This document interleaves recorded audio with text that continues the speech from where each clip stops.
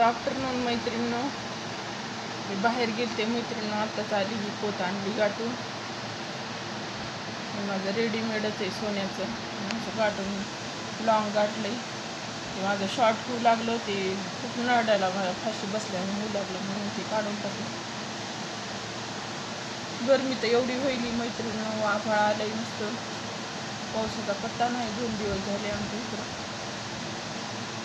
2 दिवसापूर्वी पडला होता थोडा, पण वातावरणात एवढी गरमी जाणवायली ना, बसू सुद्धा वाटत नाही. असं घरात कूलर लावलंय मी समोर, बघा कूलर चालू केले.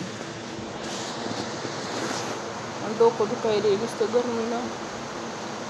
असं सहज जरी बसले तरी घाम यायला. काम आवरले मैत्रिणीनं. भांडे हे केलं, कवट्टा हे आवरला, चकाचक केला. बसले होते, चहा घेतला करून, कपडे आणले. कपडे ना अर्धे राहिले तर जरा जरा हडकलेली. म्हणलं आता राहू द्या, संध्याकाळीच आणायचे म्हणलं. मध्ये असे थोडे वलसरच आहेत म्हणलं, राहू जात जरा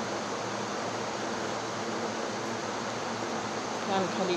काल तर मी परवाच्या दिवशी माझ्या पोराचे कपडे टाकले होते आणि एकदमच पाऊस आला, भिजले डबल. मग रात्री फॅन खाली टाकली होती, सकाळी सगळी सुकली. तुम्हाला मी आयडिया सांगते मैत्रिणीनं, काय करायचं, फॅन खाली टाकायची आणि फॅन चालू करायचं, सुकते सकाळपर्यंत. काही एवढं टेन्शन घ्यायचं नाही. नाही तर दोरी बांधायची घरामध्ये आणि फॅन चालू करायचं. लय लवकर हडकत कपडे. आजच्या वातावरणात नुसतं असं आर्द्रता जास्त आहे, कोमट वातावरण आहे.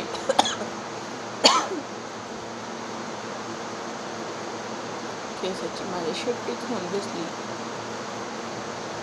केस सुद्धा नको वाटायले. तितकं मला जीव नुसता हे होऊन गेलाय, नुसतं आरबळ्या होईल. गरमीनं काहीच काम सुधारत नाही.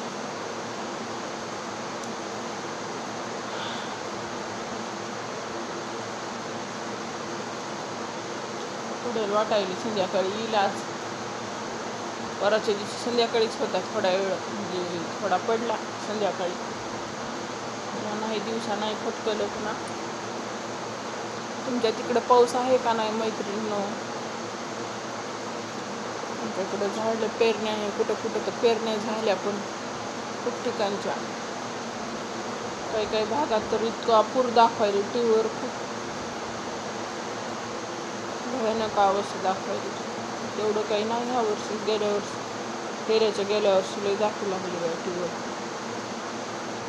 चला मैत्रिणींनो, मग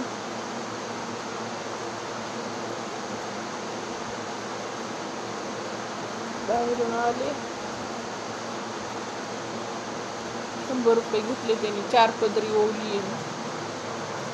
1 2 3 4. चला साडीवर ह्याच्यावर